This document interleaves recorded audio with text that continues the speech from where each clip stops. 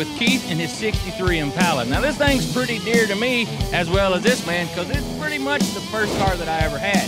So Keith, tell us a little about your car. Oh, I got it about 8 years ago, and it was in pretty rough shape, you know.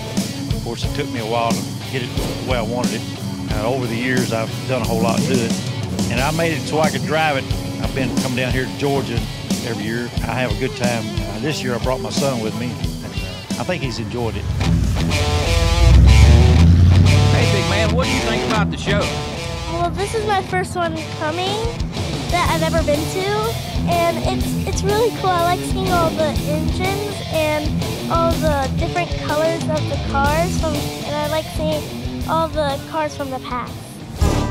Here at Year One, 15 years ago, we created the Hot Rodders Children's Charity for the entire hot rod industry to get behind children in need. Regardless of the cause, no matter where they're at, there are lots of kids that need our help. It's all about the charity. There's a group of people that come in, they pay a premium. We take a photo with the owners and their car, and while we're taking that photo, I'm actually looking at all the cars that come through.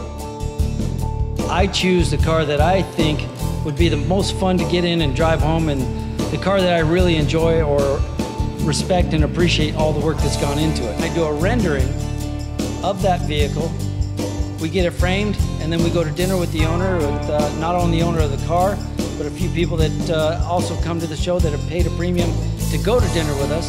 We present that drawing to them, and of course it's all for the charities, but we have a great time. It's just a continuation of what the Braselton Bash is, and all the people that are having a great time here at Year One today.